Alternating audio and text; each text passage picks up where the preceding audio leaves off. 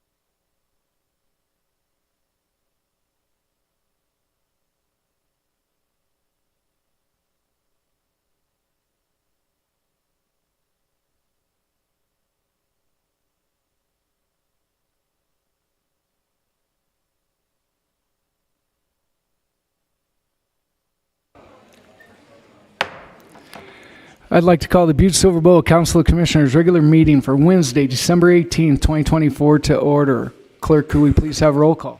11 present, 1 absent. 11 present, 1 absent, and it looks like Commissioner Walker is not with us tonight. So, okay. It sounds like his flight was delayed as he was coming in today. So, we wish him the best with his travel. So, next, I'll move to the prayer and the pledge. Commissioner Sorich, could you lead us in the prayer and the pledge? Thank you, Mr. Chief Executive, fellow commissioners. Almighty God, we implore you, look upon us and guide us this night as we make decisions which will greatly affect our community of Butte-Silver Bow. Direct our thoughts, words, and deeds so that we please you and best serve our fellow citizens. Amen.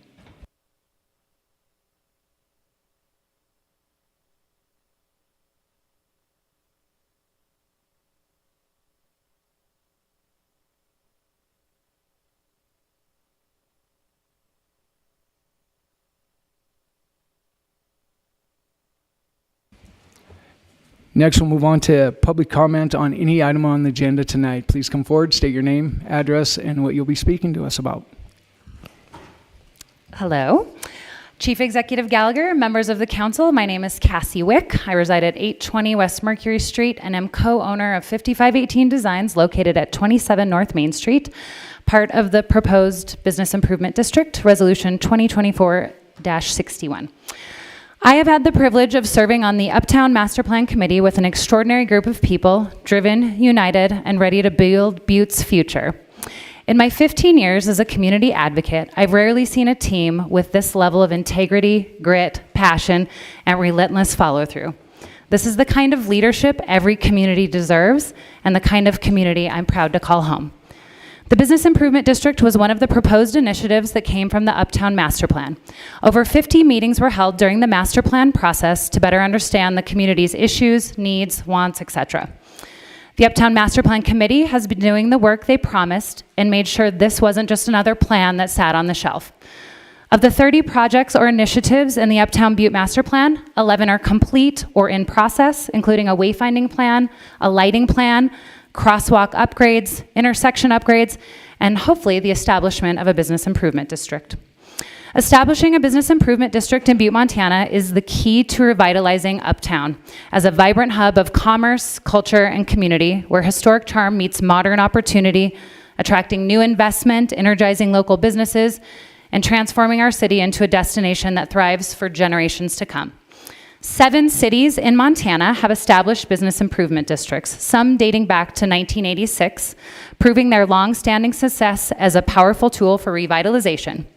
BIDs consistently deliver targeted essential services that elevate downtowns and commercial districts, driving economic growth that benefits not just the district, but our entire community. This process of forming the BID has followed the Montana laws for establishing such a district. 169 property owners signed their opt-in forms, which were verified by the clerk. This was over the required 60% threshold. The list that was provided to the property owners shows no next to some of the property owners. These were simply signatures that were not acquired for a variety of reasons. Some people live out of state. We had a hard time contacting several folks. Some there were no response. Some folks were not interested maybe in having the information. There was a variety of reasons for this. So once established, the Business Improvement District empowers property owners, business owners, and passionate advocates for Uptown Butte to shape its future by directing funds toward identified priorities. It also opens the door for innovative ideas and fresh solutions that haven't yet been decided, ensuring Uptown's progress is guided by collective vision and creative thinking. As you vote tonight, please remember the 169 property owners who signed their petitions, the many who attended previous council meetings, the dozens of dedicated volunteers who tirelessly engaged with neighbors about the BID, and the 50-plus meetings that shaped the Uptown Master Plan, recommending this step forward. Consider the transformative projects already completed or underway and the incredible momentum propelling our community forward. Cast your vote not just for today, but with hope and a vision for Butte's bright future. Thank you. Thank you, Ms. Wick. And exactly 3 minutes. Good job.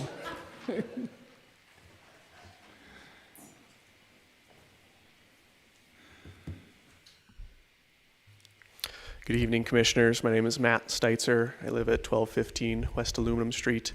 I'm speaking in favor tonight of Resolution 2024-61. We spoke a lot to you about the Business Improvement District project. Appreciate your support, and we're excited to get started. Thank you. Thank you, Mr. Steitzer.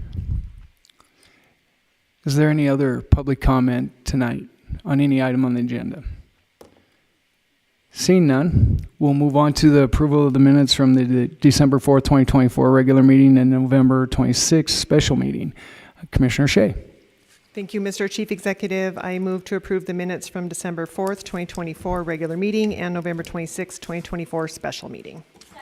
We have a motion and a second to approve the minutes from the December 4th, 2024 meeting and the November 26th, 2024 special meeting. Is there anything on the question?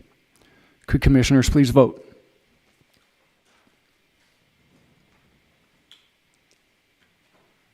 And would anyone like to change their vote? Clerk, please record the vote. 11 yea, 0 nay. 11 yea, 0 nay. Motion passes. We don't have any items that are not addressed on tonight's agenda, so we'll move forward to the Chief Executive's report. I think most everybody here has been made aware that Butte-Silver has been tentatively approved to receive an EPA $20 million community change grant. And this is just exciting news for Butte-Silver for a number of reasons. And first, it's just an incredible facility that will be such a benefit to our community. And to be able to receive a grant, a $20 million no-match grant on that is just extremely rare. Butte-Silver was the only community in Montana that was awarded this grant. There's only 3 in Region 8 and 105 in the whole nation in Puerto Rico. And I've got to give credit to a number of people that worked extremely hard on this. And first and foremost, Butte-Silver both staff, our community development group, working with Karen Burns and her team, along with Shelley Cleverly, who was instrumental in helping us with this grant and getting it prepared. But also, I've got to give credit to Water Environmental Technologies, who their group also helped draft this technical and conceptual designs, along with Shanna Adams and her effort as well.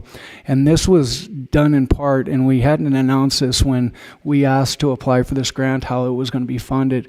But Montana Resources provided the funding through the Parks and Trails Foundation to be able to pay for this technical support and grant support, to be able to submit a grant that was so complete that they couldn't turn us down. And so that was, it shows the talent that we have in this community to get something like this done. And it's just going to be such an incredible benefit to our community. So I just want to congratulate everybody that was a part of that. It's been a dream. It was identified in the Parks Master Plan and the Uptown Master Plan and all the things that we have, that a community center and this resiliency hub, and it just meets the measure of so many things. And so I just want to congratulate everybody involved, and we look forward to what this can bring to the community. So with that, we're coming up on the holidays.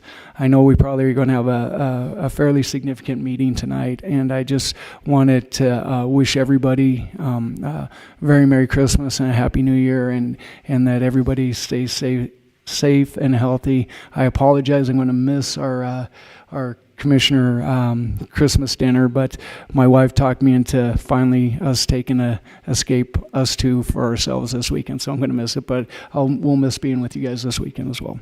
So with that, I'm going to close the Chief Executive's report, and we're going to move on to the Section 1 consent agenda, A1 through 4 and B1 through 38. Do we have any friendly amendments and or segregations? Commissioner Fortune. Chief Executive, I want to segregate item 28. Okay.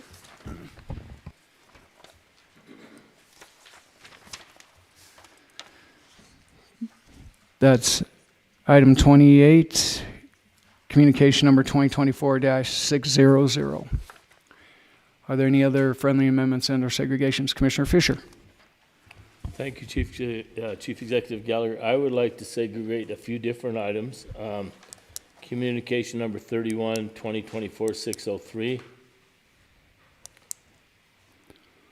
Number 33, communication 2024-605. Communication 34, 2024-606. That's it, thank you. Okay. So that's item number 31, communication number 2024-603.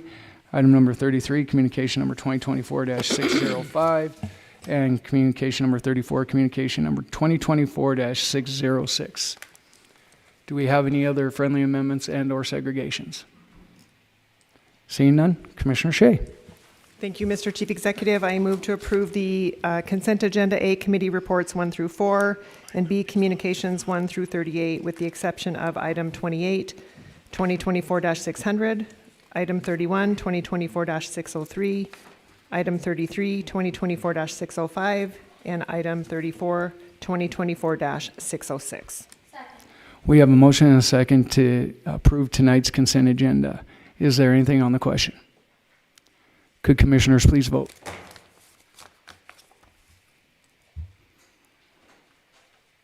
And would anyone like to change their vote? Clerk, please record the vote.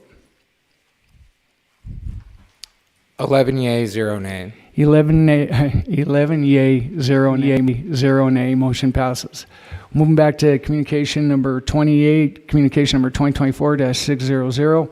John Sullivan, Government Buildings Manager, requesting Council Commissioners authorization to have Chief Executive Gallagher sign an agreement between Butte-Silver Bow and Custom Construction for the Courthouse Windows Project. Commissioner Fortune. Chief Executive, I got a couple questions, but my first question, when I read this contract, it doesn't look like there's a contract value. Can I get an explanation on that? Commissioner Fortune, and Building Manager Sullivan. You know, I'm not too sure what the attachment was for this item, but there should be a contract. There's a contract through the RFP. I think, was it ran as an AIA contract? Follow-up, Commissioner Fortune. Chief Executive, in the AIA contract, let me just clarify, but there's no like dollar amount that I can see. I don't, that doesn't seem right. Commissioner Fortune, and Building Manager Sullivan. Yeah, Chief Executive Commissioner Fortune.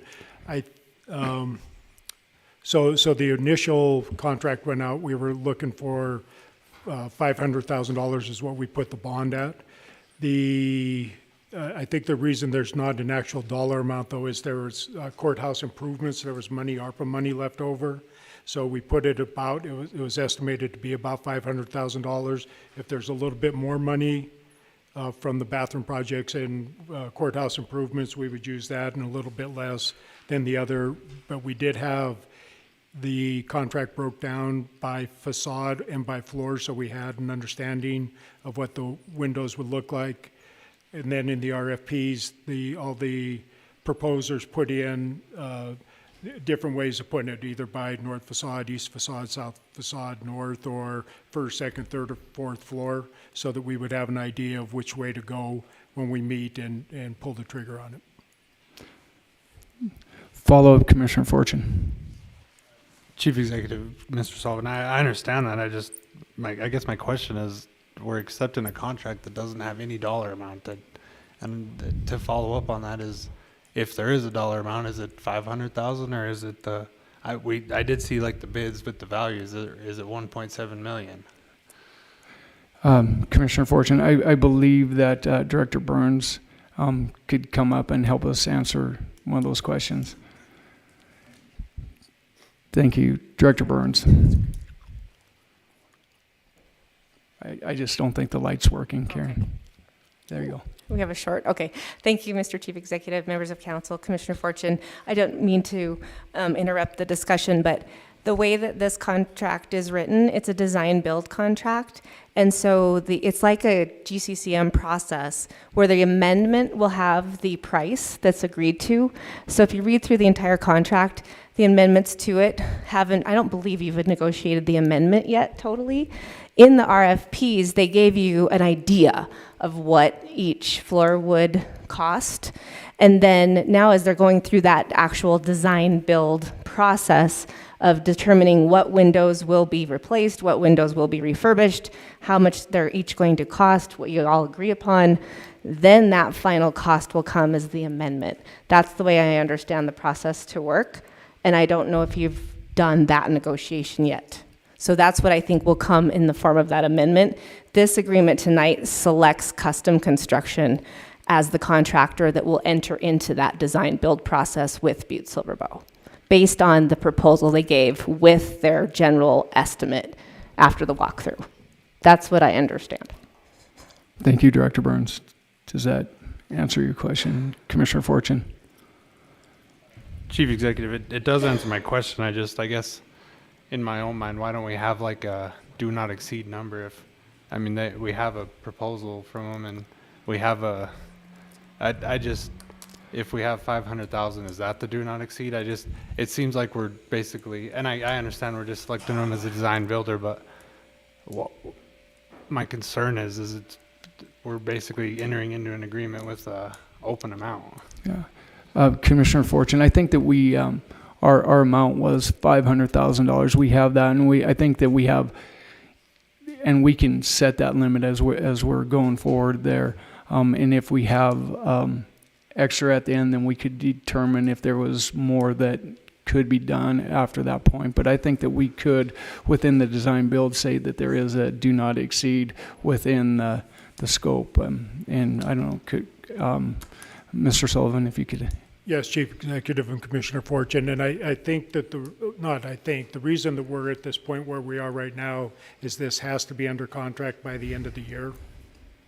So that's where then the final negotiated price will come when we we know the exact dollar amounts we have, which we will know at the end of the year, and then we will figure out, and part of the reasoning that we have here is with the state historic preservation, you can't do a checkerboard, so everything will kind of look uniform when we're done. That's why we're doing either by floor or by facade, so that the appearance from the outside street level will all match.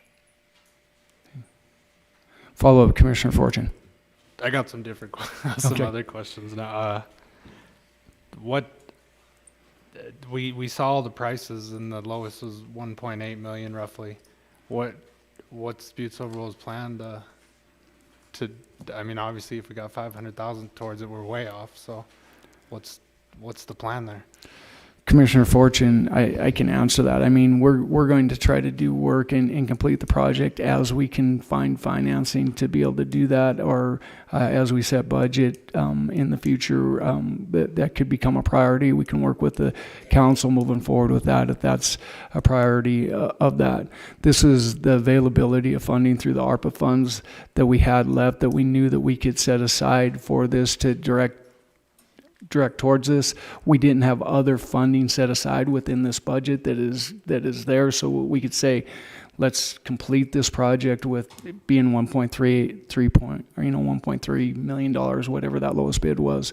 So we're doing the work that we can do within the funding that we have available, but it will be, with the direction, in priority to try to get this finished, and however we do that, but that we'll probably have to do that in subsequent budgets. Follow up, Commissioner Fortune. Chief Executive, I just have two more. Sure. My other question, just because I just want to know, but how do you how do I word this? If we valued the project at 500,000 and the lowest bid is 1.8 million, what do they use the bond? I mean, do they bond for 1.8 million or do they bond for 500,000? Commissioner Fortune, I don't know the answer to that question, but maybe Mr. Sullivan. If you Yes, could. Chief Executive Commissioner Fortune. That's why it was broke out into phasing and chunked out into quarters. We assume it's going to be at a minimum of 4 phases, and to get moving on something, so it's broke down into phases. I believe both the RFQ and the RFP stated that this would be a multi-phase project. Commissioner Fortune. So then my other question, tonight on the budget, or the finance and budget, we had an invoice from Hennick for $2,800 and it was referencing the windows. I think everyone's question was, last time we kind of got an explanation on the RFP, the process was that whoever was selected was gonna basically find a designer and kind of use their people to move the project forward. So the question that we all kind of had was, what's the fee from Hennick for? Commissioner Fortune, Mr. Sullivan. As Chief Executive Commissioner Fortune, so we had hired Steve as a consultant, Hinnick and Associates as a consultant, to make sure that he has the expertise in historic preservation, renovations, upgrades, replacements. So he was hired for Butte-Silver to be I guess, more or less the professional in this aspect, representing our interest, make sure that we are heading down in the right direction. Okay, good. Commissioner Anderson. Thank you very much, Chief Executive. Thank you, John, for being here.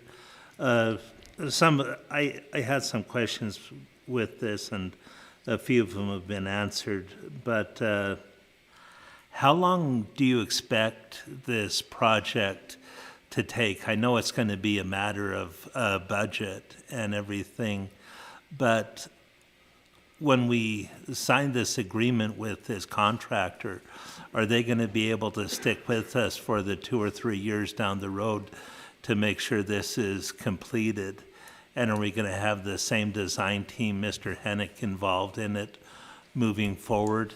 It looks an awful lot like we're kind of pushing this forward, like we're doing the bathroom project where we're doing little pieces of work independently of each other. But I fear that this, like the bathroom project's going to suck up a lot of money unnecessarily if we're putting it out to bid and redoing everything every year or so. So are they going to be able to stick with us, this company, and was that one of the parameters in your scoring?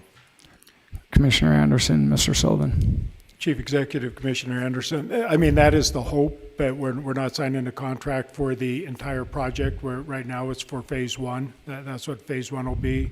The assumption is, and the hope is that it will continue through the remainder of the phasing. We can at that point select windows, make sure that we're carrying on again for state historic preservation. The goal is to make sure that the appearance from the street level, from the exterior, is maintained throughout. So yes, that's what the plan is. Follow up, Commissioner Anderson. I'll go back to Commissioner Fortune. And what assurances are we going to have if we do have to switch contractors and providers in this down the road? Do we have any reassurance that the materials, the look, the design will be the same? Commissioner Anderson, Mr. Sullivan. Yes, Chief Executive Commissioner Anderson. So we stated in both the RFQ and the RFP that this would be multi-phase, and we did state in there that this would be multi-phase, and that's what they were bidding on. I don't know if there's anything binding that we could, force them to stay throughout. I mean, if this happens to be funded over the next 2, 3 years, 4 years, whatever it is, I don't think there would be an issue. If there's long gaps in there, say 2, 3, 4, 5 years down the road, I don't think that there would be anything that we could bind them, but I can't answer that.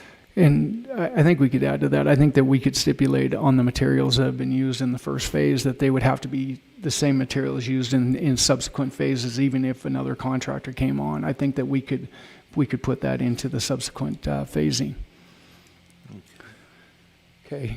Commissioner Fortune. Chief Executive, thanks for your explanation. I guess I'm in favor of the windows, but I still think we need to have some kind of value associated with this. Mr. Sullivan said that this is for phase one. I think in the bids they're broke down that way. I mean, I don't think it'd be hard to put a dollar figure to phase one. And my fear is that I understand that you're gonna pick and choose what windows, but there could still be a guaranteed maximum price. So Butte-Silver knows exactly, at the end of the day of phase one, the most it could be. And what I don't want to see happen, and we just saw this, but we did a sidewalk for $9,800 and paid $125,000 for it, and I think it just not having a dollar figure associated with this agreement, it just seems like we're putting our necks out there a little bit. And with that, I think if this is an extended project, the bid for $1.7 million, if 2 years from now we do phase two, the bid could be totally different. So I think we need to have some costs associated with this agreement. Okay. Thank you, Commissioner Fortune. Any other questions of commissioners? Okay. Commissioner Fortune, would you like to make a motion, or? Can I make a motion with an amendment with what I just said? Yeah. I make a motion that we approve the awarding of this project with the amendment that there's some kind of description of the costs broke down in phases and what this contract covers with a guaranteed maximum price related to the bid that they provided. We have a motion and a second to approve communication number 2024-600 with the amendment that the phases are broken out. Commissioner Anderson. Thank you very much, Chief Executive. I agree wholeheartedly with your motion, Commissioner Fortune, but being as we're voting for an agreement that I'm not sure if we can change the agreement, so I would defer to County Attorney Fyvie if we can modify this agreement. Commissioner Anderson, County Attorney Fyvie. Chief Executive Gallagher, Commissioners, no, you may not. So what's before you right now is a contract that is drafted that has a meeting of the minds between the parties. So your choices with the contract before you is you either approve the contract or you deny the contract. If you're going to deny the contract, you can certainly make suggestions on the changes that you want, and then the parties can go back to the table and add those elements to the contract to see if there's a new meeting of the minds, and then a new contract would come before you. But you cannot unilaterally add or subtract terms to a contract that has already been formulated on the floor and then send it back. So short answer, no. Okay. Thank you, County Attorney Fyvie. Follow up, Commissioner Anderson. Thank you very much, Chief Executive. With that being said, I would make a motion to concur and place Communication 2024-600 on file. We have a motion, a substitute motion, and a second to concur and place on file communication number 28. Commissioner Fisher. Thank you, Chief Executive. I'd like to withdraw my second of the motion made by Commissioner Fortune. Okay. So we've had a withdrawal of the first motion. So that motion will not move forward with the failure to, unless we have a second on that from somebody else. Since we have a failure to have a motion. Okay. So we have a motion on the floor to concur and place on file communication number 2024-600. Is there anything else on the question? Could commissioners please vote? Oh, Commissioner O'Neill. Thank you, Mr. Chief Executive. Sorry for the lateness on this question, but so since we're at 500,000, the 2,800 that we paid, otherwise, does that come out of the 500,000? So only leaving us 497,200, or is that? Commissioner O'Neill, no, I believe that we have we had set aside a significant amount of money within the whole project within the courthouse, being the bathrooms, different things, and so that could be taken out of that chunk of money just because it was Butte-Silver's design on our request to have the support for the technical support on that, and so that would not be in addition or subtracted from that 500,000. Okay, thanks. Okay, we have a motion and a second. Could commissioners please vote?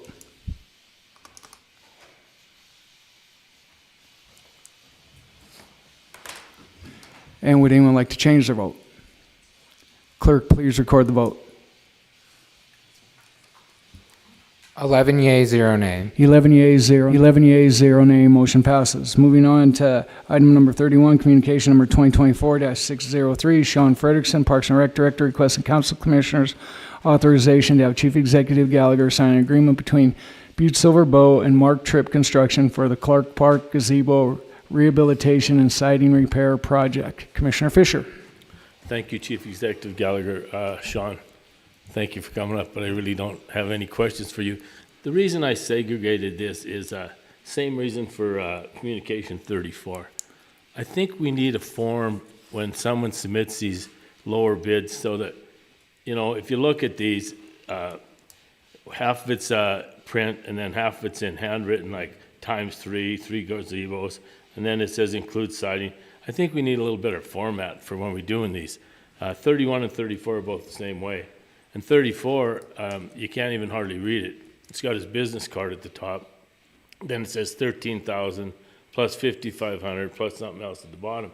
I just think it'd be the best interest of Butte-Silver Bow to have a little bit of more of a format when you put these out, that they fill them out and come through with them rather than, you know, I know these aren't big deals, but the proposal should look a little more better than this because I'm not being facetious or derogatory, but if your paperwork looks like this, you got to be concerned about the quality of work. You know, that's kind of my theory, being in business for these years. But that's the only reason I segregate it. And I think it's a great job. I think it's going to turn out good, but I think we do need a better format. So, Thanks, Commissioner Fisher. And Chief Commissioner Executive Frederickson. Gallagher, Commissioner Fisher, I agree completely.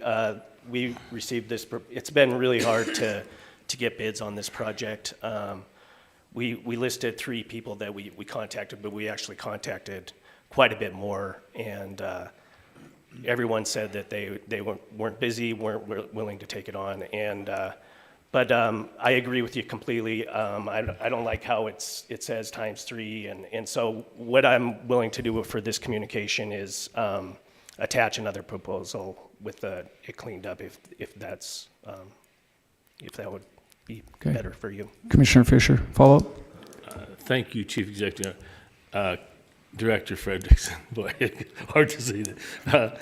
I really don't think that's necessary. I just think for the future, after seeing these two, it'd just be better if we had a little better format for it. I mean, include citing and structure work in handwritten and then 3 times, but same thing for like 34. So at this time, I'd make a motion to concur and place on file communication 2024-603. We have a motion and a second to concur and place on file communication number 2024-603. Is there anything on the question? Could commissioners please vote?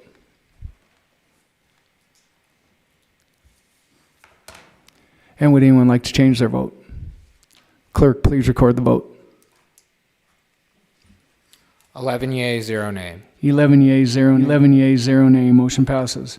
Moving on to item number 33, communication number 2024-605, Kristen Rosen, Tiffin Administrator requesting Council Commissioners authorization to have Chief Executive Gallagher sign an amendment to the Memorandum of Understanding with the Port of Montana to allow for the start of refurbishment of tracks owned by the Port of Montana to October 31st, 2025. Commissioner Fisher.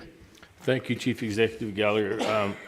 Segregation for this one was, this is a project started April 21st of 2022, and then we amended it again in I think it was 23, and now we're amending again to start in October of 25.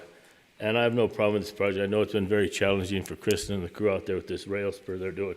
So I'd just like her to give us a little update on what the future holds, because I think what she's going through now is probably something that starting to look a little dragged out. So thank you.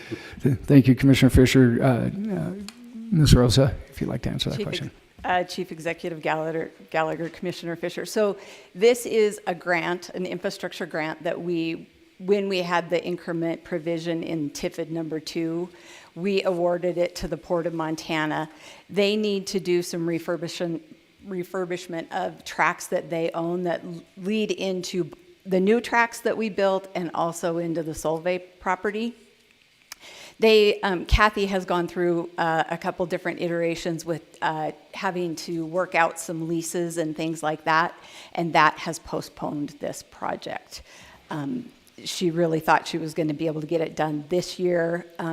She will get it done next year. The reason we keep extending this is, if you recall back when we were sunsetting this district, we had funds that we declared as tax increment funds, and we had funds that we declared as revenue from the activity that we did out there. These are definitely tax increment funds, and so if we don't continue with this project, these funds will go back to the taxing jurisdiction. So she knows we need to get it done, and I think she will get it done this year. Thank you, Ms. Rosa. Follow up, Commissioner Fisher. Thank you, Chief Executive Gallagher. Thank you, Kristen. I just, 22 to 25, we're getting up there a little bit. So I also seen, and this is maybe not, but the other communication that you had in here was number 37. It has something to do with Pioneer Technical on doing a subdivision, and it's dated to end the end of 24. Mm-hmm. So when I tied the two together, I was wondering, if these had any. Commissioner Fisher, Ms. Rosa. Chief Executive Gallagher, Commissioner Fisher. Completely different projects, completely different entities. 24 is a good date on the other one. The project is basically done. All right. Thank you, Kristen. Yep. Thank you. Commissioner Fisher. I would make a motion at this time that we concur and place on file communication number 2024-605. We have a motion and a second to concur and place on file communication number 2024-605. Is there anything on the question? Please vote. And would anyone like to change their vote? Clerk, please record the vote. 11 yea, 0 nay. 11 yea, 0 nay, motion passes. Motion passes. Moving on to item number 32, communication number 2024-606, Angie Mulligan, Public Works Budget Manager, requesting Council of Commissioners authorization to have Chief Executive Gallagher sign an agreement with Smooth as Glass Concrete for the Law Enforcement Center Concrete Project. Commissioner Fisher. Thank you, Chief Executive Gallagher. Same reason on this, you know, the form they used is, it's a handwritten form, and the copy's not very good, but it's broke down to $13,000, then $5,500, then $2,500 for a total of $21,000. I think we had a form we could put that a little better legible where people could read it. The other thing that bothers me about that is it says at the very bottom in handwritten small print, half down. And I don't know about these deals. I've never seen a contract we had where these small amounts, I mean, you're talking $21,000, one half down up front. I mean, we're into winter right now, and I don't know if they're going to be pouring much concrete or not, but that half down kind of threw a curve at me, so thank you. Thank you, Commissioner Fisher. And I think points well taken is how we ask for these contracts to come in on that. And then I'll let Building Manager Sullivan address one of the questions about the half down. Thanks. You know, I think the half down on concrete, I mean, it's pretty typical from what I've seen. I don't know that it isn't or not, though. I think our drones are coming. So, and I think it's just to cover the materials when they do the work. It will not be done this year, though. I can tell you that. You know, I know the detectives. It's the detectives' entrance that's the big one over there. They have concrete caps on top of their store. They were pre-poured and put in there. They're falling apart at this point. That's what a big part of that is. It looks like we're going to have to get through another winter, though, before any of this work is done.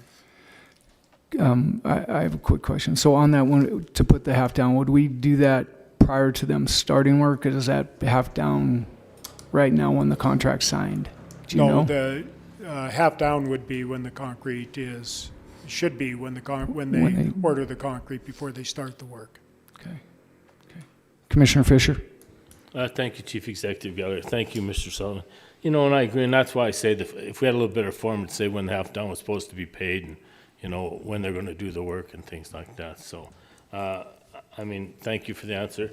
With that being said, I would make a motion to concur and place on file communication 2024-606. We have We have a motion. I thought the drone outside seconded it.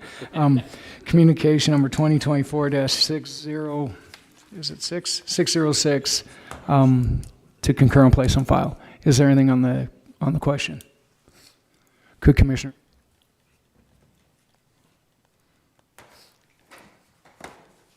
And would anyone like to change their vote?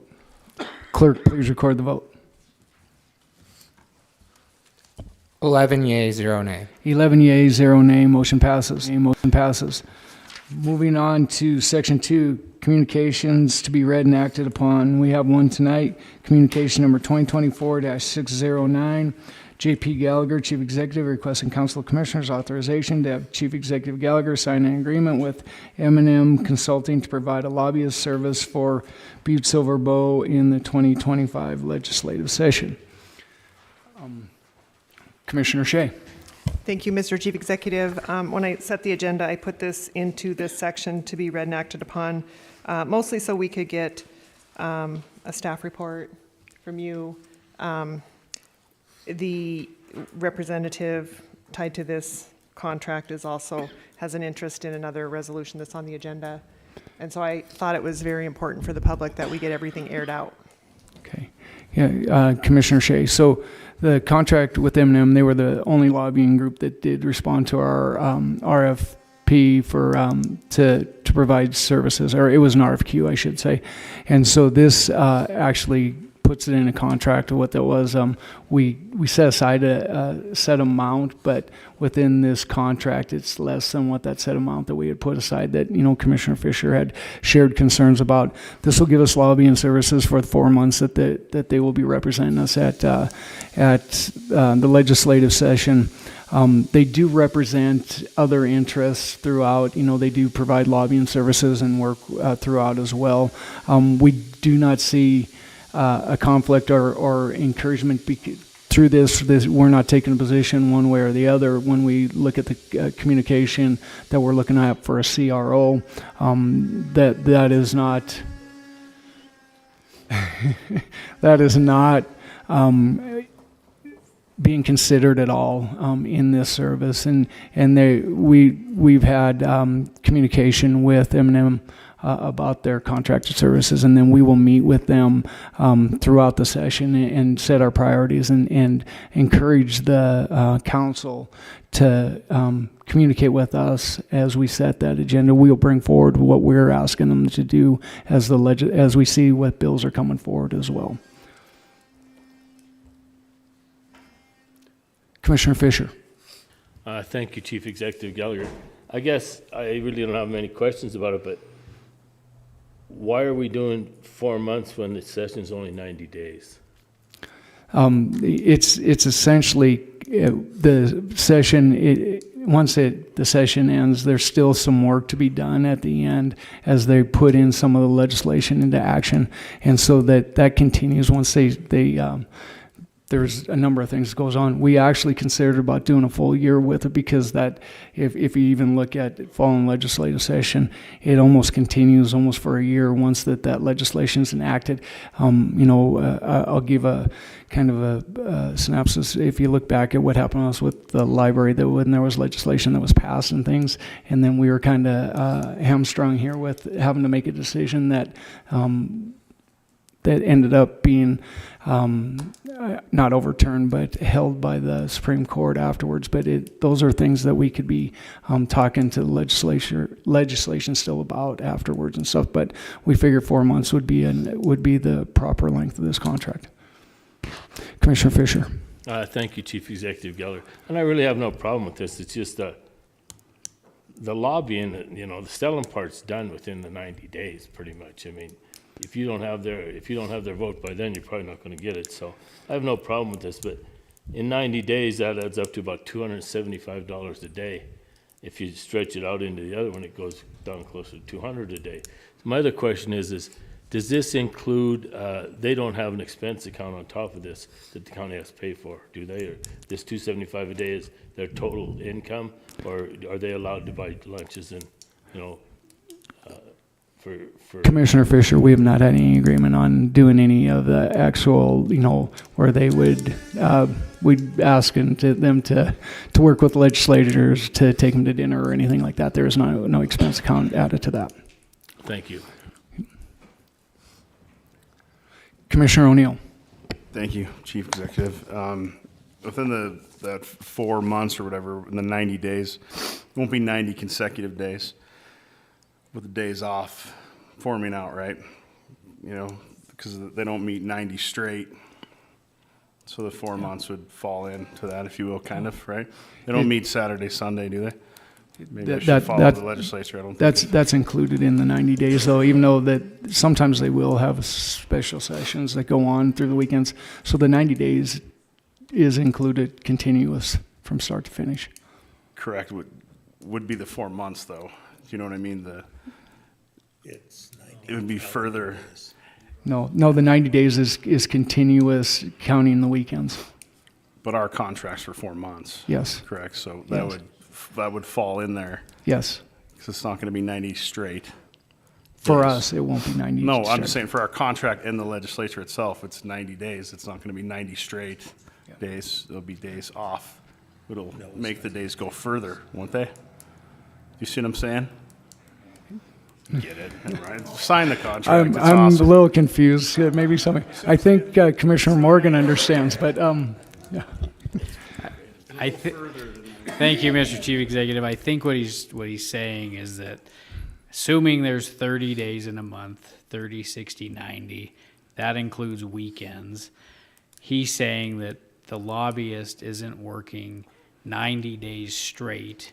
He's saying that with weekends included, it spreads out to be kind of that 4-month time period. Am I correct, Commissioner O'Neill? Gotcha. I got All you. right. I got you. Thanks. All right. Thank you. All right. Commissioner Fisher. Thank you, Chief Executive Gallagher. So it's spread out, 4 payments of $6,000, $24,000.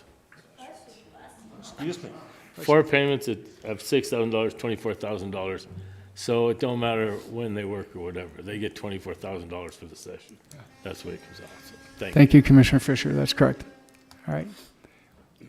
All right, Commissioner Shea, would you, or Commissioner Thatcher, did I miss you? No, Sorry. I just have been mulling on this a little bit. I just hope that when we enter into these contracts that this person is representing the best interest of Butte-Silver Bow, and that is the purpose of having a lobbyist. You know, I struggle with the same lobbyist coming to discuss the resolution in the CRO and taking an opposite stance and encouraging us to go one way or the other, not really knowing what opportunity is necessarily best for Butte-Silver Bow. And then to have this same lobbyist on our agenda tonight, my only hope is that Butte-Silver Bow is first when it comes to this, and not other lobbying groups that he may or may not be a part of. So that's all I have. Thank you. Thank you, Commissioner Thatcher. Any other comments? Okay. Commissioner Shea. I was going to make a motion. Okay. Thank you, Mr. Chief Executive. At this time, I will make a motion to concur with communication number 2024-609 and place that communication on file. We have a motion and a second to concur and place on file communication number 2024-609. Is there anything else on the question? Could commissioners please vote?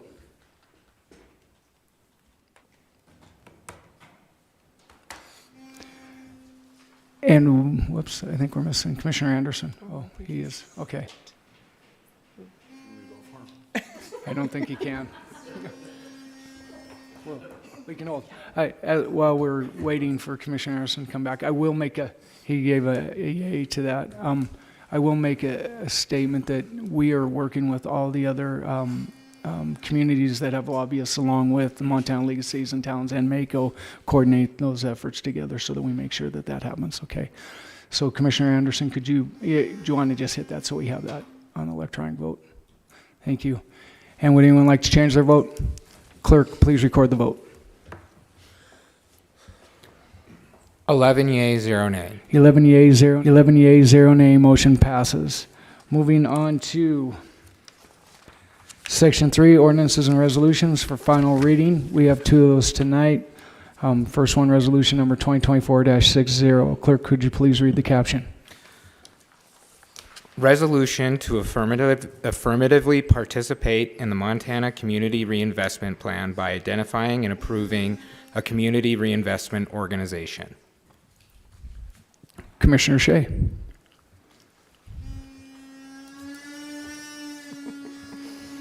Thank you, Mr. Chief Executive. I would honestly like to open it up to the commissioners for any comments, questions, concerns before I am comfortable making a motion.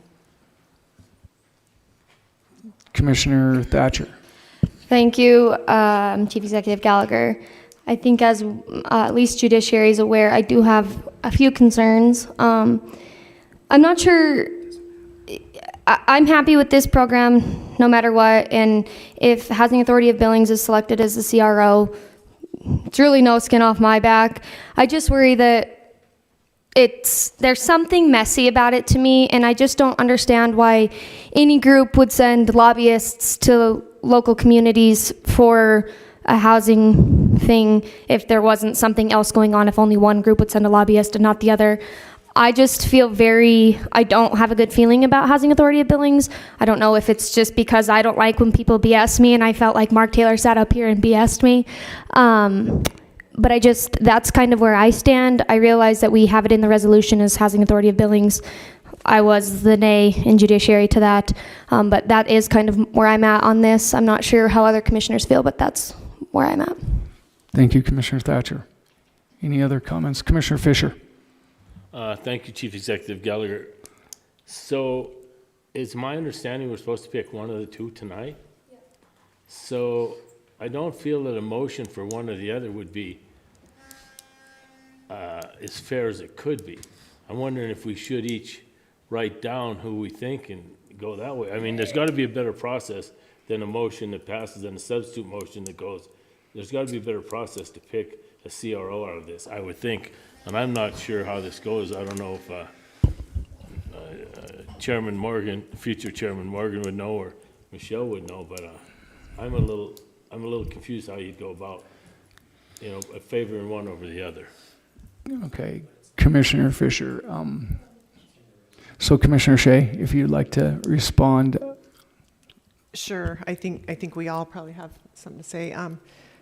We have to follow our own rules, so I don't think we can allow for, which I don't disagree with you.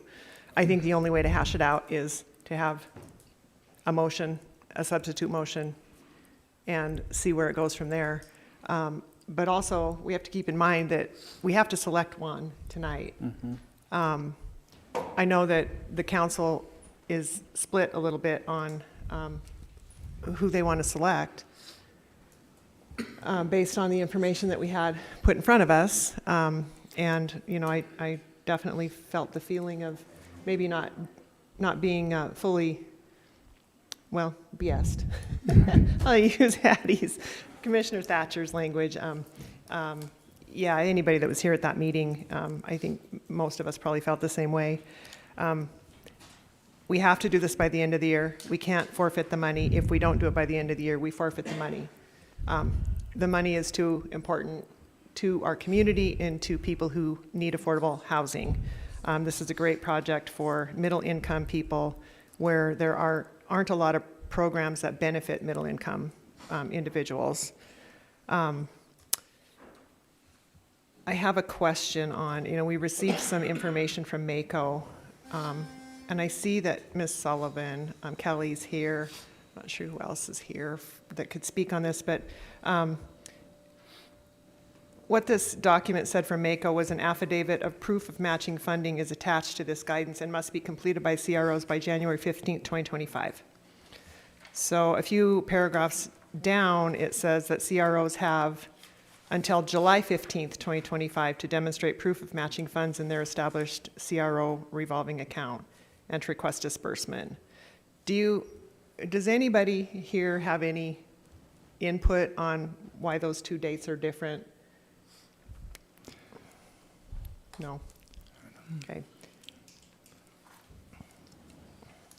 And I do see that also in this documentation, the governing bodies can change their CRO if they so choose after they select one. So that is one way that we can keep the options open. And also to clarify that matching funds are not required right at the onset or the outgo of approving this resolution, moving forward with this program, which we were told by HAB that in no uncertain terms that it was required and that the other entity that they were competing with didn't have those matching funds. And I think that was a very unfair thing to bring to the public floor when it wasn't true. Okay. Commissioner Thatcher. Thank you, Chief Executive. Geez, I just had a brain fart. And on top of that, too, I just think that, like Commissioner Shea said, it is a little bit unfair. But one thing that needs to be pointed out, too, is that HAB had stated that they are an approved CRO by the governor's office, by the Mr. Blaisdell, I think, in the Economic Development Office. But also in our message from MACO, I'm not sure if everybody familiarized themselves with it, but it does approve NeighborWorks of Montana as well as one other one as well. But I think our two are between NeighborWorks of Montana and HAB. So thank you. Thank you, Commissioner Thatcher. Commissioner Morgan. Thank you, Mr. Chief Executive. If I can, I just want to make sure that we understand procedurally how this goes. I know there's some confusion. County Attorney Joyce, I would ask, or geez, 5E, 5E to step in it if I go down the wrong path. But so before us is a resolution 2024-60, and in that resolution, it's been drafted that we are selecting HAB to be our CRO. In the event, as we're talking about discussions and that type of stuff, the commission can't amend the resolution tonight if they want to go with Neighbor Works, because that's not the procedure. The procedure would be that you could throw it back to Judiciary Committee to talk about next week. And then from there, Judiciary would meet, and then they could either move it to final reading, they could amend it at that point, and then it comes back to council.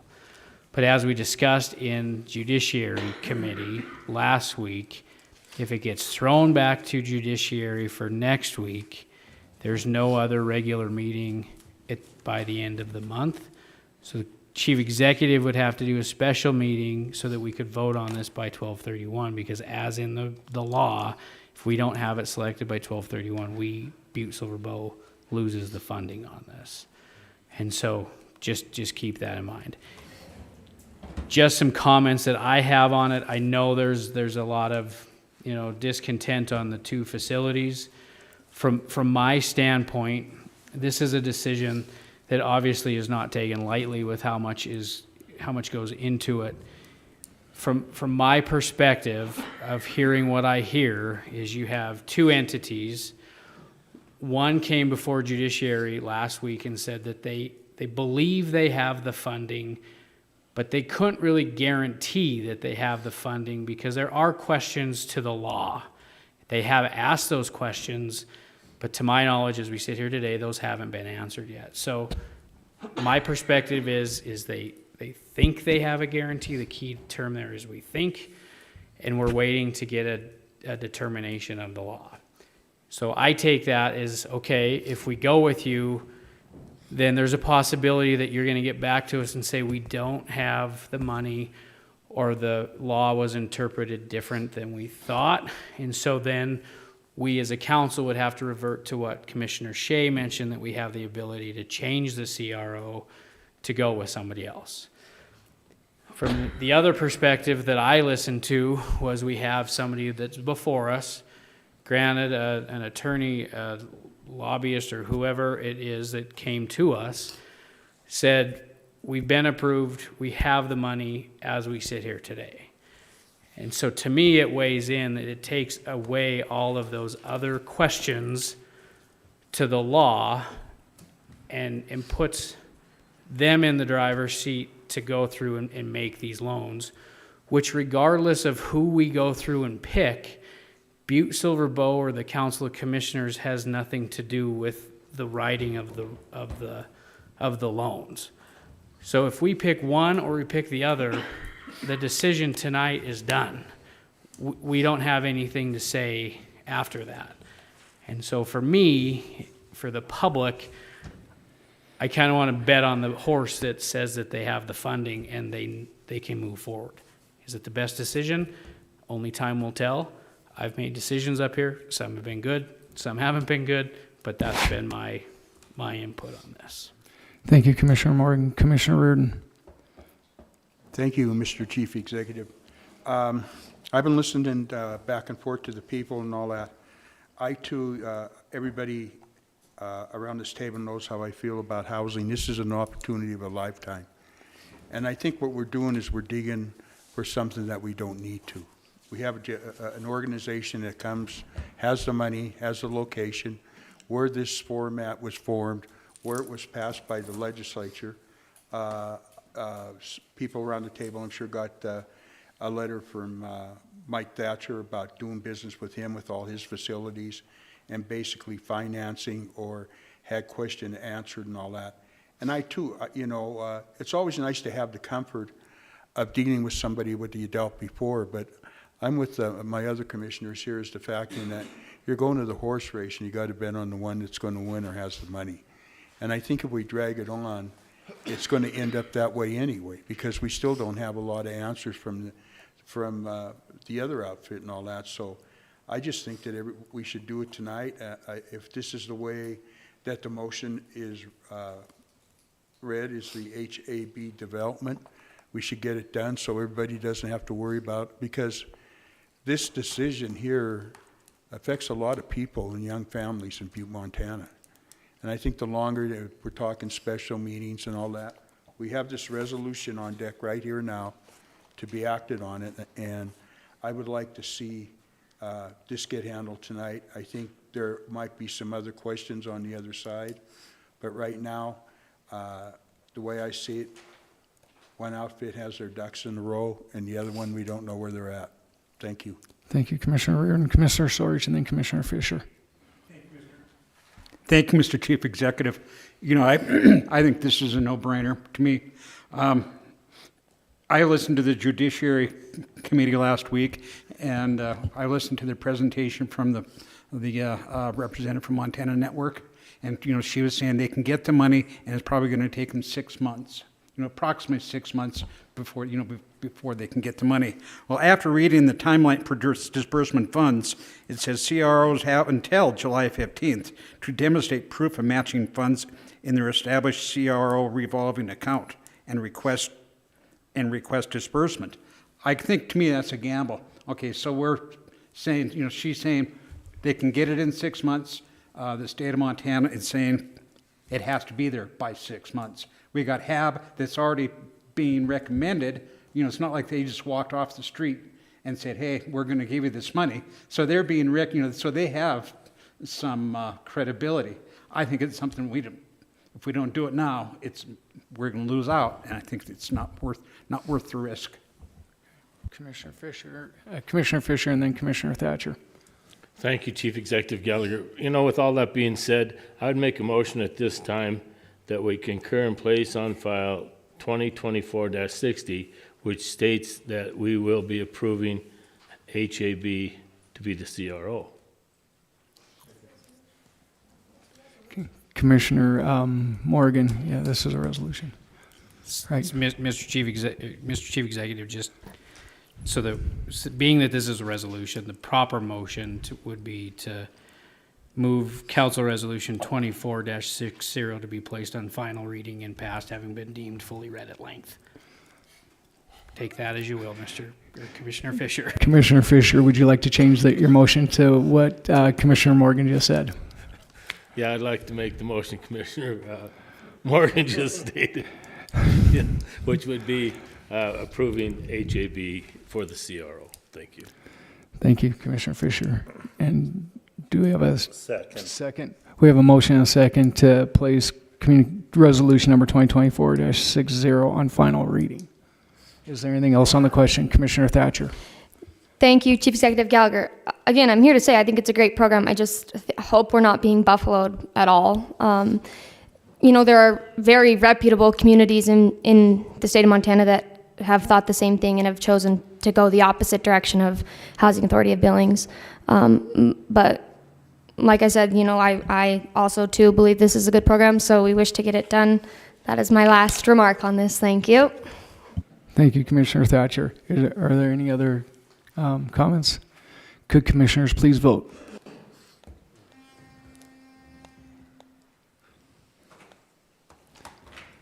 And would anyone like to change their vote?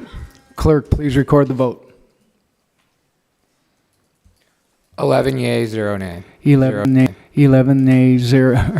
yea, 0 nay. Motion passes. Moving on to item number 2, resolution number 2024-61. Clerk, could you please read the caption?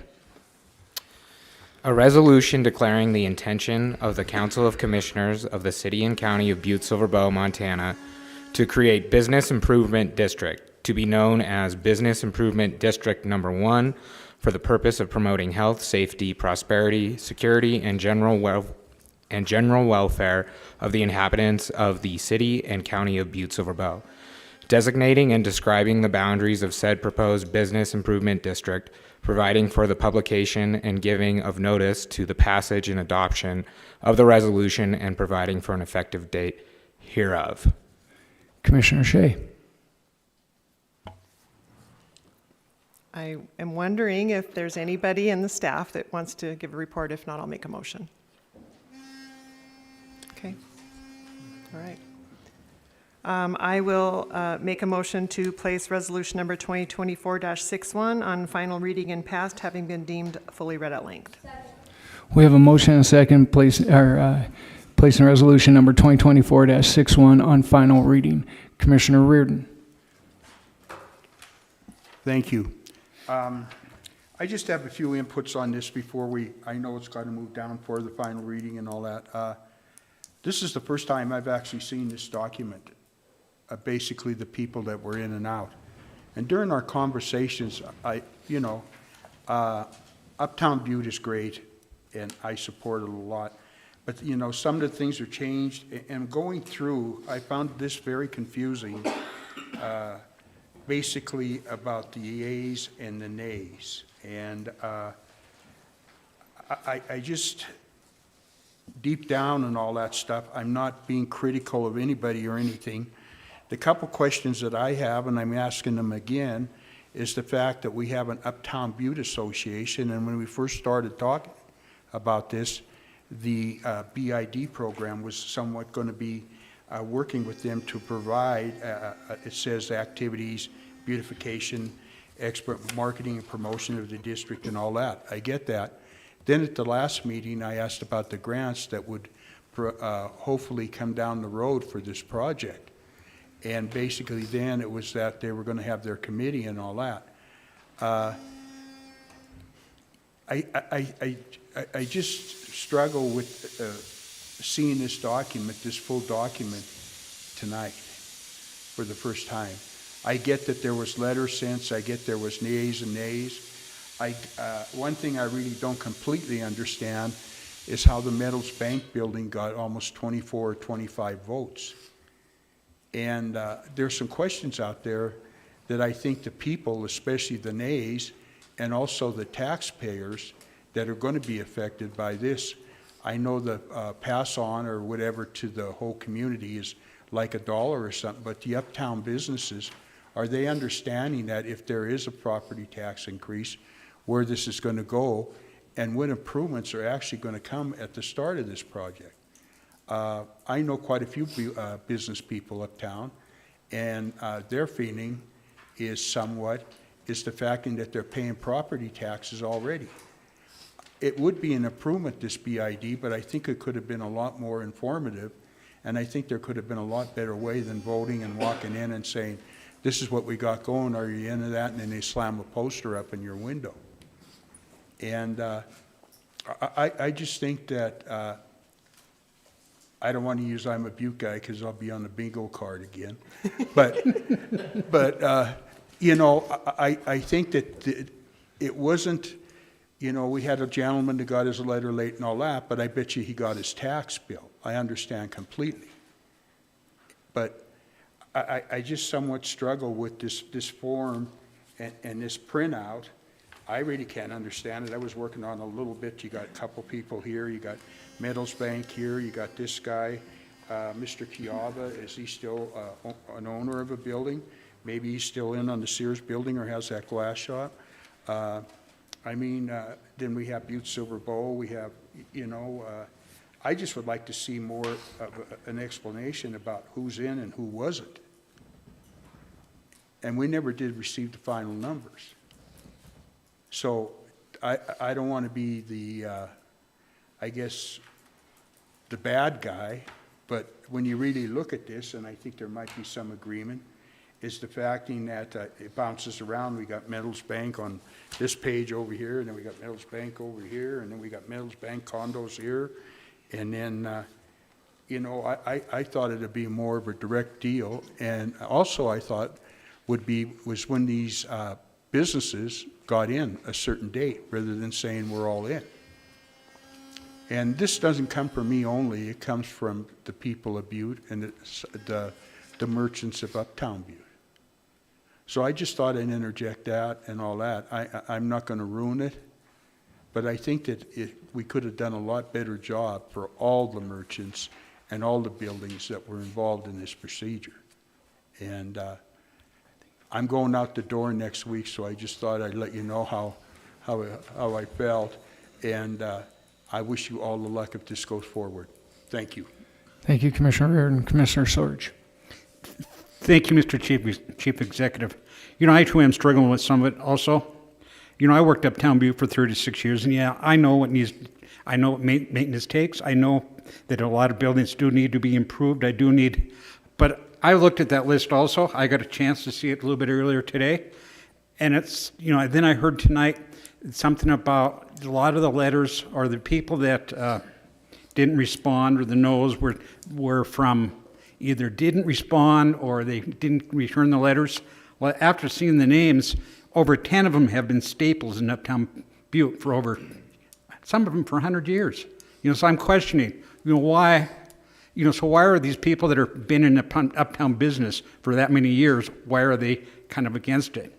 You know, I've also heard from some of the other business owners, they did feel railroaded. That's part of the process. So I'm wondering. So I am struggling. We had the public hearing last week. We had nobody speak in favor of it. So why is that? Yes, we did get some comments. So I guess I'm just got a lot of questions. Like Mr. Reardon, I don't want to see it fail because it could be good, but I just got a lot of questions, and I just hope we remember the little guy also that supports this. Thank you, Commissioner Sorge. Commissioner Shea. Thank you, Mr. Chief Executive. Ms. Burns, can you remind me, and I would also, well, you can probably answer this question too. Can you remind me when this first became an idea, we first started talking about it, you asked for commissioners who wanted to be on the kind of the steering committee, kind of that first level. That's been how long ago? Because time means nothing to me since COVID, so I can't really remember. So can you answer that for me? Commissioner Shea, Director Burns.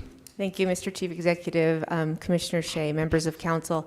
So the BID idea in this latest round of interest in getting it established and passed was brought to light in our Uptown Master Plan, which was adopted by this body in May of 2022, I believe.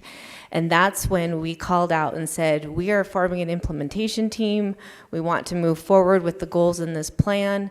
I would invite any of you to participate in working on any of the goals that are in this plan because we knew it was going to take a big lift. And so that's when it's kicked off. And so it's been a discussion. There's been multiple public meetings. We worked with the BLDC. We got a grant to hire a consultant to help us with this project. They worked with the Uptown Master Plan Association that formed themselves into a grassroots committee that pushed this forward. They had multiple public meetings to talk about what the BID can do, how it can be assessed, what would be the right way to go about this. And then they pushed that forward, and then they hit the streets. And I know that we have a lot of the group here tonight that worked so hard to work on getting the word out and getting petitions signed. So hopefully I answered your question. I'm sorry, I just kept talking because I'm passionate about this as well. Thank you, Director Burns. Follow-up, Commissioner Shea. Yeah, thank you. I believe that Commissioner Frederickson, when he was a commissioner, he and I attended that first meeting with the consultants and heard about this and got really excited about it. Also, so it's been going on for more than 2 years. We're at the final stages of this. The process to do this is laid out in statute. We are obligated as a subdivision of the state to follow state laws. So everything is done by statute. It has been done through a democratic process, just like voting. Even I can't tell you why people don't show up and vote in an election. It's probably the same reason people don't respond to requests like this. They don't want to be bothered with it, what it'll be. They don't have a strong feeling either way. But everyone will benefit from this, even the people who voted against it, and even the people who didn't respond to the questionnaires or didn't understand it or didn't take advantage of the opportunity to reach out to somebody who could answer their questions. And I do want to point out, and forgive me, my dear friend, Commissioner Reardon, Public hearings aren't the same as voting. Because one person showed up to say, I don't like this, or two people showed up to say that I don't like this, and other people didn't show up, that's not how we decide in a democratic process. That's how we listen and gather information to make a decision. And after reading the documentation, understanding the process through the last 2+ years, we are called to make a decision based on what we know over that time, from the beginning of that to now, with all the work that's gone into it. We can't make our decision based on how we feel today, even though we will in a certain way. But we have to look and see what's the greater good, and how do we make sure that we're exercising our power for the greater good. This is a citizen-driven initiative. This is a citizen-driven committee. It will be driven by the citizens and the people within this district going forward. The larger community of Butte-Silver Bow isn't going to be paying into this. It's only the business owners. They will have a board that they will select. They will have their own democratic processes to see how their money, their own money that they are putting in to pool their money, will be spent. So that was a very long conversation with myself.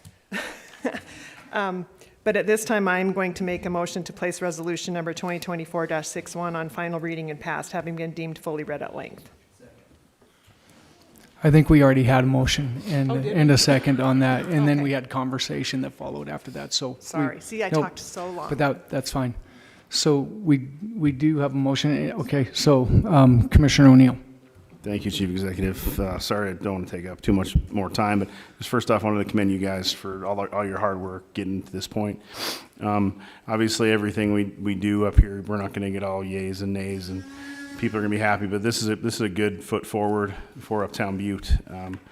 Maybe some of the people that did say no, I don't know, maybe they'll be mad enough and sell their building to somebody else that will actually do something to it. If you look on the list, and I'm just being honest since we're talking about this, some of the people who didn't respond and some of the people that are mad, maybe they should sell their building so somebody else will fix it and do a better job and make it happen and make it vibrant, and if that's rude, they can beat me up on the courthouse steps, that's fine. But this is a positive thing moving forward. Butte, Montana is trying to grow, trying to do better things, so we steal and borrow things from other people that are making things happen, and this is going on in other places, so it's a good thing. Butte, we're slowly getting awesome uptown. It's slowly, things are happening. There's cool buildings being built. There's remodeling going on, so this should help. I guess if it doesn't, then it doesn't, but it's worked other places, so I think we should be happy about this, and just, this is an exciting moment. We have $20 million structures going to happen here soon, and this is just going to help it uptown, blah, blah, blah. Let's make it rain. Let's go. Thank you, Commissioner O'Neill. Commissioner Morgan, then Commissioner Sorge. Thank you, Mr. Chief Executive. Ms. Burns, last week we did have a public hearing and there was a few questions that came up. One of them was the snow removal and how we would pass liability on that. So I would ask if you can answer that question just so that the public is aware. It's important to me to let the public know that when they give us these comments that we do listen to them and we do take them on. So that one I would like to hear from. And also, as we heard tonight, Metals had 24 votes. Can you clarify that, of how that came to be, please? Thank you. Commissioner Morgan, Director Burns. Thank you, Chief Executive Gallagher, Commissioner Morgan, members of council. First off, on the sidewalk question. So the sidewalks in front of a property are the responsibility of that property owner, always, no matter what, no matter if there's a BID in place or not. The property owner is responsible for the maintenance and care of their sidewalk adjacent to their property.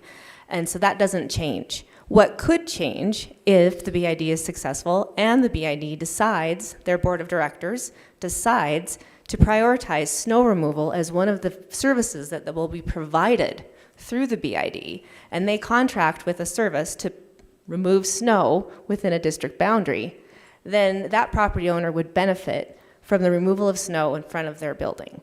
They are still responsible for their sidewalk. So let's just say if the BID does contract for snow removal and they're supposed to be there, but the contractor is sick that day that it snows, or they've had a wreck or something, and the snow doesn't get removed, the property owner would still be responsible to removing that snow.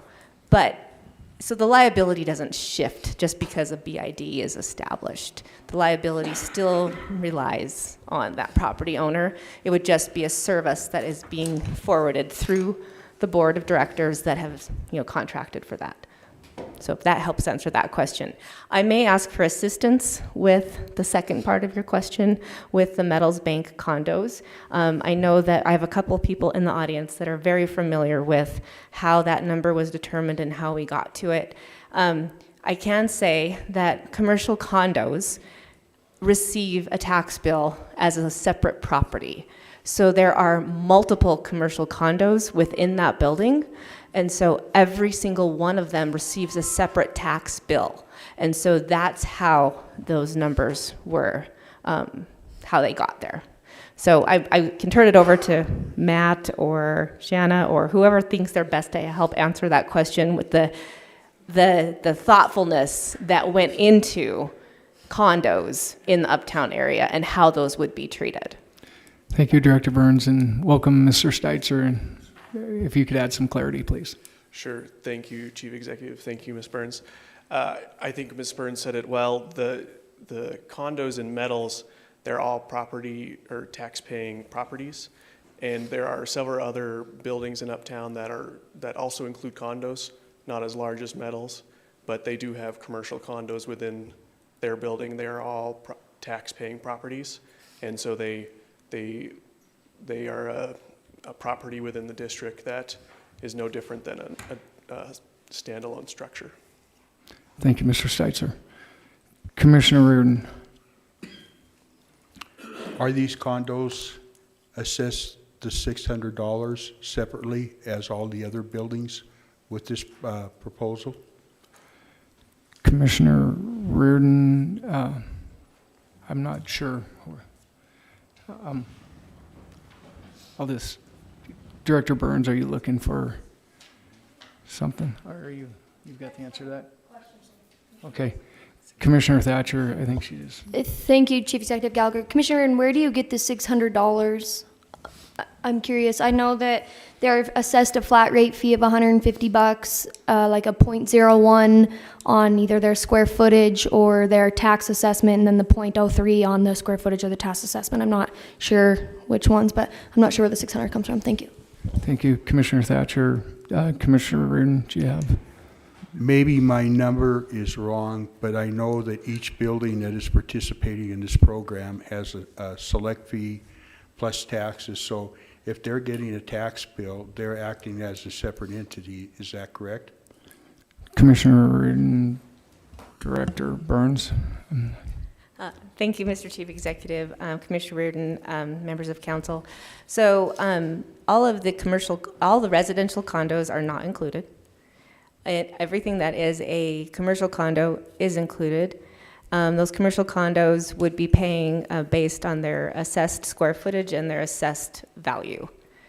They were left off of the $150 flat fee because they are all within one structure, so that didn't seem to make a lot of sense, I believe, in the assessment. And this assessment method is approved through, there's different ways to assess under state law. And I believe that the way that the folks, I say folks, but that doesn't sound right. The committee that put this together for the BID looked at assessing properties. They tried to make it as fair as possible to the property owners by combining all of these different ways to make the assessment. A flat fee plus part of square footage plus a part of the value, not just based on one sole thing. That way some buildings aren't fully utilized, right? And so their value might be less, but they still have a lot of square footage.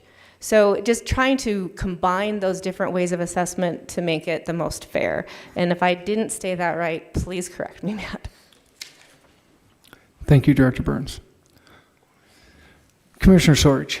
Thank you, Mr. Chief Executive. I guess this is probably my last argument ever of being a commissioner. So I'm gonna make the most of it. I kind of when I hear that, well, we got to take other than public hearings, yeah, you're right. But public hearings is a keystone for a lot of what we do. A public comment, that's what a lot of our information comes from. Then I also hear that these people should sell their buildings. These are some of the same people that built Uptown Butte. The ones I went through is Whitehead Coultery, Riley Meats, Terminal Meats, Maloney's Bar, Party Palace, Winston's. These are all the ones that have built Uptown Butte. They're all against it. So then, and I guess, are they asking why are they against it? What's it going to do for them? Is it really going to help Whiteheads? Hopefully they can get a sidewalk on one side of their building. They went for almost 2 years without sidewalks on either side of their building. So I'm hoping that this can do a lot of things, but it's only going to be a small tool. $248,000 a year is not going to go very far. After they hire a professional, after they hire security, what do we pay for security tonight? $1,500 a week for just a parking garage? So it's just going to be a tool. It's not going to be the save-all. A lot of people are thinking it's going to do everything. It can do a lot. It's going to help, but it's not going to save Uptown Butte. It's still going to take a lot of efforts. Commissioner Sorge, and I'd just like to add a comment onto this. And I know that there's a lot of emotion in comments back and forth, but one thing that this assessment does, it allows for the BID to be able to go out and raise other funds through grants. It gives them a tool and an opportunity, and we've seen recently the number of grants that have been hugely beneficial to our community. And I have seen other communities that have leveraged the money that was raised out of BIDs to secure a lot of grants for downtown districts. That most places are downtown, and here it's uptown. So I think it's a tool that could be. And so I just kind of want to say that I think everyone's stuck on the $250,000 is not going to do a lot. You're right, but it gives them a tool that gives them the opportunity to potentially get a lot more. And that's just my input on that. So I think Commissioner Thatcher was next. Thank you, Chief Executive Gallagher. Yes, I was going to say those same things. And Commissioner Sorge, I don't necessarily agree, like Commissioner or Chief Executive Gallagher said, $250,000, but we didn't ask for these guys to give us a full-blown solution, cure-all to making Uptown Butte completely revitalized and successful. What we have tasked them with, and frankly, we didn't even task them with, they were volunteers and did this themselves, is to give us an asset that we can use as part of the Uptown Master Plan that thankfully is not sitting on a shelf somewhere, that we're using it and that we're trying to be proponents and doing something in Uptown Butte. Unfortunately, we are our own worst enemy sometimes, and this will be an example of being that case if we don't continue to go forward with this business improvement district. We have the opportunity here. Many thanks to people in the audience and to business owners and into our community development office, because they have put their time and energy into something that can help Butte-Silver Bow and can help Uptown Butte so much. And if we can see that as council, I think that we're only setting our community up for the best. I don't know if I got that out clearly. I think that sometimes I might seem a little naive and maybe too hopeful sometimes, but I am so passionate about this, and I think that this is something that could change so many things in so many good ways. So that's where I'm at. Thank you. Commissioner Thatcher, thank you. Commissioner Anderson, I believe you're next, and then Commissioner Shea. Thank you very much, Chief Executive. I'm getting a lot of airtime today. I don't like this.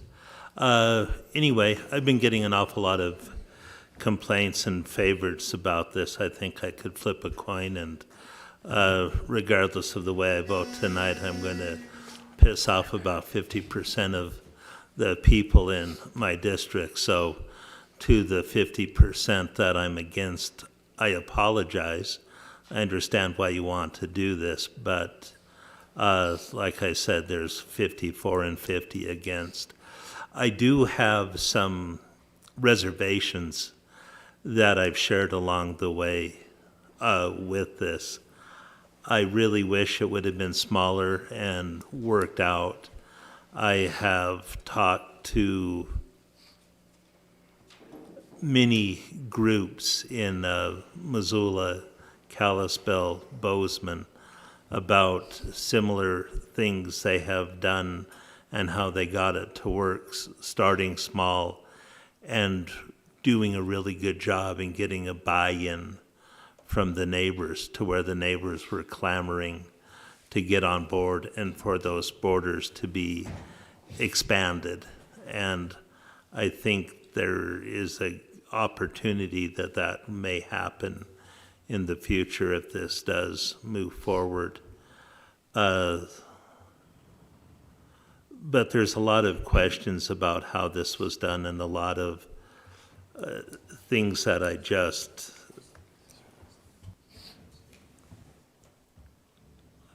have concerns about. And I'm still not sure how I'll vote on this, but I'll probably flip an imaginary coin in my mind and make my decision. But I do want to thank everybody who's worked for this. I do believe it'll pass easily tonight, so congratulations, good job, and I wish you all the best moving forward. Thank you. Thank you. Thank you, Commissioner Harrison, Commissioner Shea, and then Commissioner O'Neill. Thank you, Mr. Chief Executive. I apologize to Commissioner Sorich if I offended him. My point maybe wasn't made elegantly enough. My point is that there's been 2 years worth of public comment. And in those 2 years, the public comment was overwhelmingly in favor. That's not the only thing we use to make our decisions. We take those comments into consideration. They raise great questions. We ask the questions, someone answers the questions. You know, we can make our decisions from there. So I apologize if I offended you. And I don't ever want to say that we don't consider public hearings, but that's not how we vote. There was one for it and nobody against it, so now we all have to vote for it. So I apologize for that. And the other piece is the services that will be provided by the BID have not been decided. They've not decided to provide security. They've not decided to do snow removal. Those are options. Those are like, hey, wouldn't this be great? That will be all decided by their board of directors through their process, and their internal through this district through their representatives. So that's for them to decide. So all of those things have been talked about, and there's a lot of focus on those things, but I really want to point out that those things haven't been decided yet. And I think Commissioner O'Neill would like to speak. But yeah, I'll go for it. Thank you, Commissioner Shea. Commissioner O'Neill. Thank you, Chief Executive. So I think the internet's really cool. You can look up a lot of information on, it's one of the things I enjoy. Obviously Butte's my favorite place to be, but if I do go somewhere, and I like downtown Missoula, it's pretty fun. Karis Park, that whole area, the cool bridge, nice lights. It's that's the downtown Missoula partnership. It's created by the BID. If you guys get time, go and look at all the success. Theirs has been open since 2005. A lot of success, a lot of all kind. I couldn't even read you all this. We'd have to be here for a really long time. So I don't know what's worked there, unless all this stuff is just not true. It's pretty amazing the things that have come out of it. So it's pretty exciting. Maybe someday that ours will be built up like this too. It'll be really cool. And I'm not trying to offend anybody by no means, but it is what it is. Hey, we need to move forward, and we have to make decisions like that. And if people are mad at us for making decisions that are positive, that's fine. No big deal.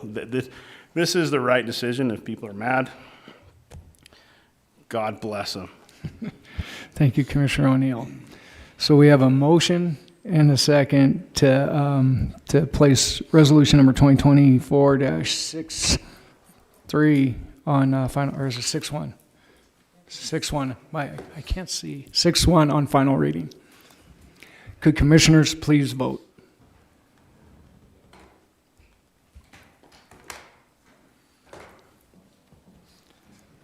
And would anyone like to change their vote? Clerk, please record the vote. 9 yay, 2 nay. 9 yea, 2 nay, motion passes, and congratulations. All right, so moving on to calendar and other meetings and events, please note dates and times of things that are coming up. And then next, I would take public comment on any item not on the agenda tonight. Seeing none, before we adjourn, I just want to say this will be the last time that I'm in charge of a meeting with Commissioner Reardon, Commissioner Fortune, and Commissioner Sorich. And I just want to take this time to thank you for the time and effort that you've given to the community. People don't realize the sacrifice this is every Wednesday night, the calls, the time and effort you do with the boards, and just the sacrifice that you have away from your family. So it hasn't gone unrecognized by me, and I sure appreciate it serving with the three of you. It's been a pleasure. So just with that, I wanted to do that before there. All right.